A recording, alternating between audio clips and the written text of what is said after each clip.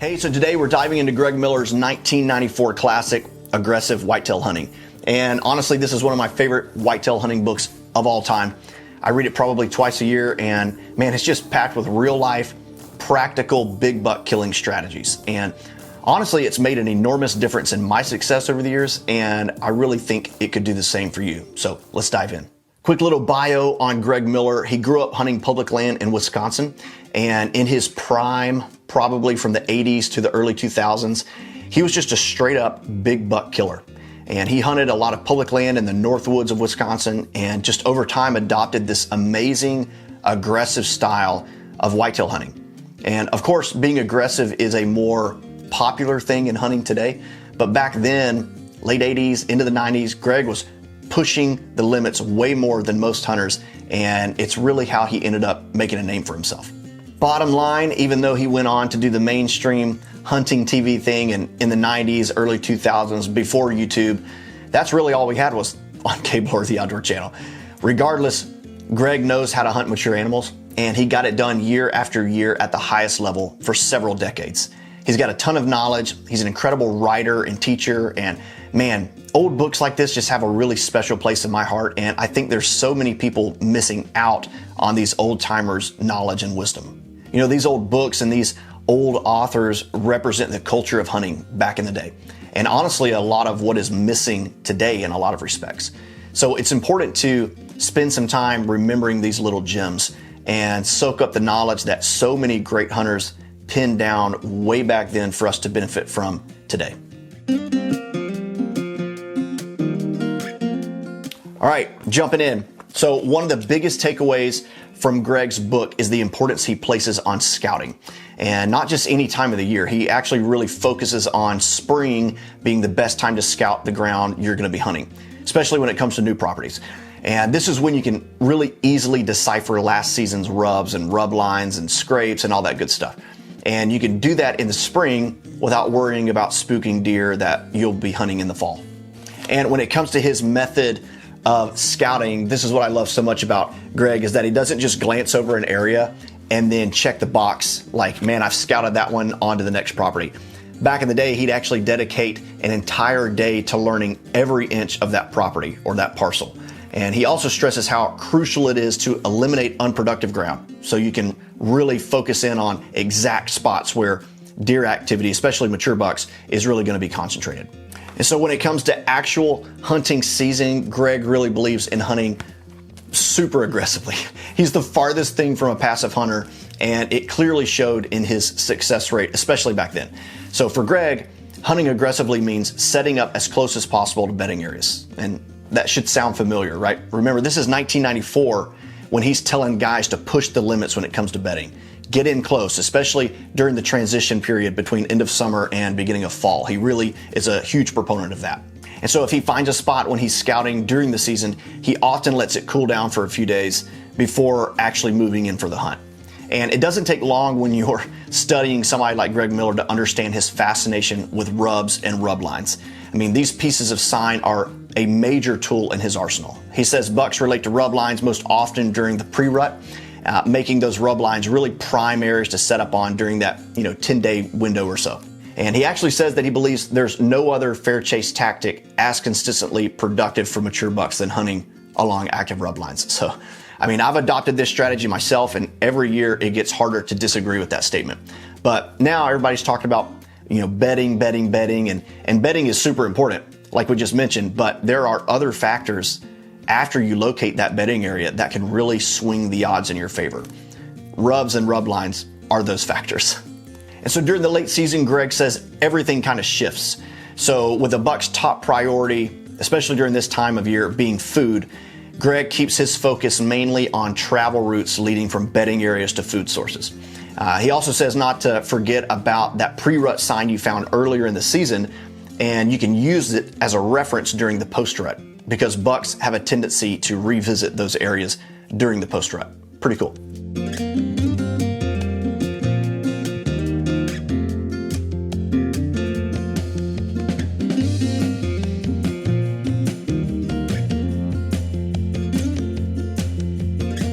All right, chapter 6, mastering small tracts of land. So hunting small tracts versus big tracts of land. This is actually one of my favorite sections in the entire book because you can really start to see how Greg's mind works, and it's freaking awesome. He says when it comes to small tracts, observation is key. He mentions the benefit of watching from a distance any chance you get, especially during the season, and then moving in for the kill once you've identified some sort of weakness in the buck's travel path. Andy May, we all know him, we all love him. I know personally that he has this sort of mindset as well. And man, it is deadly effective if you have the patience and if you can trust the system. Greg says that having multiple small properties to rotate between prevents overhunting a single spot. And this is fantastic advice.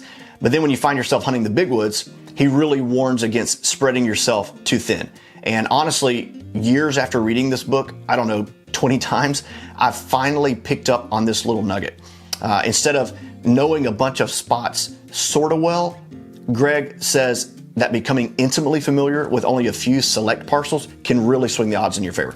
And you can scout them quicker and know when it's time to strike and when it's time to sit back based off of the sign you are finding or the sign you're not finding. Me personally, I'm hunting the southern big woods probably 98% of the time, if not 100% of the time.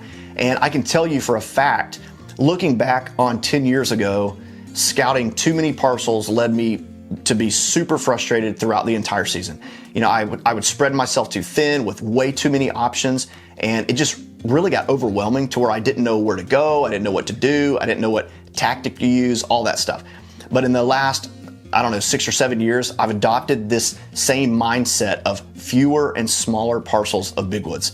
And I've spent hours and hours and miles learning every inch of those properties. And my success rate took a total 180. Super helpful section of this book that could really change the game for you. So then he goes on to talk about stand placement. He talks about it a good bit, and he simply starts his scouting at the edge of food sources, and then he just covers ground searching for the best buck sign. Then he follows that sign back toward either known bedding areas or where he assumes one might be bedding. And he really stresses the importance of proper stand placement. He's totally against finding a great spot and then just throwing up a stand where you think it's probably a good spot. He doesn't rush this step in the process at all. He really slows down, he takes his time, and he thinks about things like the predominant wind direction, best available cover, his access route, stuff like that. Then he finds the best tree that fits his criteria, again, as close as possible to the bedding area. Another great nugget from this book that you don't hear talked about maybe as often as it happens, it's like a little detail that doesn't get mentioned a ton, but he says if you find a great stand site, that thing can produce year after year. And he even mentions that him and his brother killed like 5 bucks from the same stand over multiple seasons. And that doesn't include all the bucks that they let walk. And remember, Greg cut his teeth on public ground, the northern big woods to be exact, which is incredibly difficult. And so this is a tried and true strategy that I've had work for me several times in the last few years.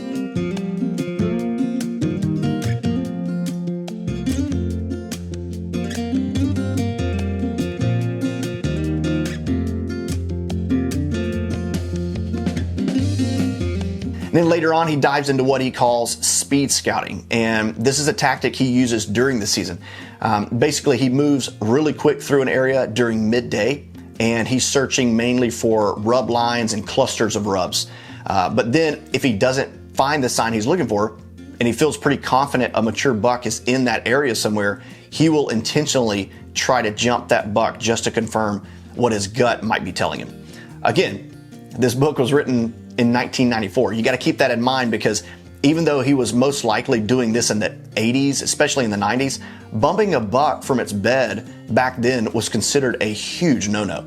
And we all like to think that this bed hunting thing is new, but Greg was doing this way back when it definitely was not the popular thing to be doing, And that said, guys like Dan Infalt, Andre DeQuisto, and really lots of the early lone wolf guys, they were doing this back in the day too, and I'd actually credit them with bringing it to the mainstream. But man, Greg should definitely be considered one of the pioneers of pushing the limits when it comes to hunting bedding areas. Okay, wrapping up speed scouting. He says he either hunts that day or waits a few days before setting up. It all just depends on the situation. He says the key is being realistic about how much ground you can cover in a short amount of time, hence speed scouting. Get in, find what you're looking for, and either set up then or pick a tree and come back a few days later when the conditions are perfect. And if you don't find what you're looking for, man, move on to another property. Repeat the process until you find some kind of sign worth hunting, depending on your goals.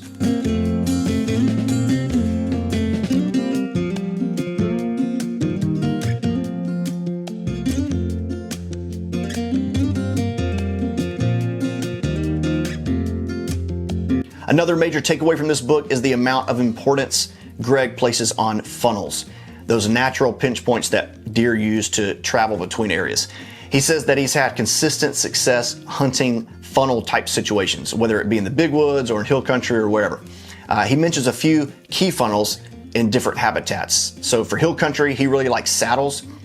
In the big woods, he really likes finding two types of points. One being a point of high ground extending down into a swamp, and the other being a point of timber jutting into something like a clear cut. Here in the South, that is a gold mine. He says that one funnel in particular produced almost 10 bucks over 10 seasons for him and his buddy. And that was a narrow strip of high ground running through a swamp. And so that's an incredible success rate for one location, for one funnel on public land. Pretty cool stuff.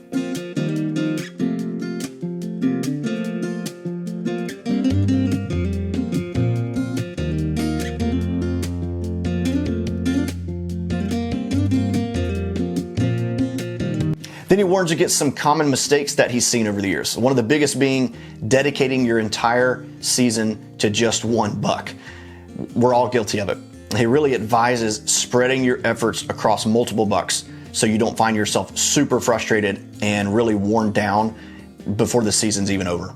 Another mistake that he sees is hunting open areas. He says that since mature bucks rarely walk through the open woods in daylight, with the exception of rut most likely, he says don't spend the majority of your time hunting open areas. Instead, since those big mature bucks like to move within cover, he says focus on hunting thicker areas closer to bedding, and that'll be your best bet for catching up to them during legal shooting light.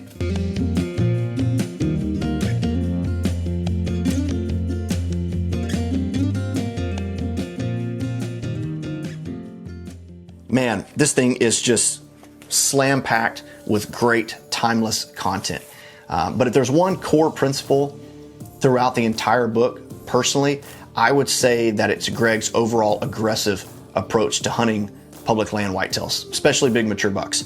And things like rubs and rub lines and focusing on bedding areas, to me, all that stuff's just a byproduct of his aggressive nature when he's hunting something down. And it all starts with his mindset. And I think for all of us, our mindset is what really makes or breaks our season, especially when it relates to our success rate and our goals and whatnot. So if you find yourself struggling with success or achieving certain goals you set for yourself in the deer woods, man, be a little more like Greg Miller. Man, start adopting that focused, dedicated, aggressive mindset, man, that just freaking puts in the work and gets it done. Remember, this book was written in 1994. I've said it like 5 times, but it's so important to keep that in mind as you either watch this video or get the book and read it. The dude was a pioneer, and I think his determination, man, his overall grit, especially back then, was something we can all learn from today. So our goal here at HuntBetter is to preserve the culture of hunting. And Greg Miller was a true woodsman who knew what it meant to put in the work, to figure out the land, and to hunt an animal down. And man, his books are just a wealth of knowledge no matter what season of life you're in. So pick up a copy of Aggressive Whitetail Hunting, read it twice, and I promise it'll make you a better woodsman if you're willing to put in the work. Hey, thanks for watching. Remember to hunt harder, hunt smarter. We'll see you on the next one.